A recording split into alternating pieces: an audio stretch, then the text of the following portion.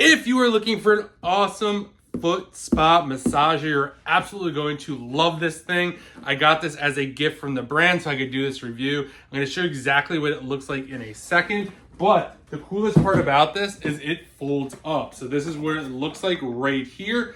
But if you want to just collapse it, that's all you do. You can put it underneath a chair, you can put it underneath a sink, so it doesn't have to do the whole top. So that is probably the coolest part besides the massage. But let's get this set up. All right, this thing actually is absolutely amazing. It feels really nice. I got the water in here, which is absolutely great. But the cool part I like about this the most is it comes with a remote control. So really easy to turn this on, turn it off.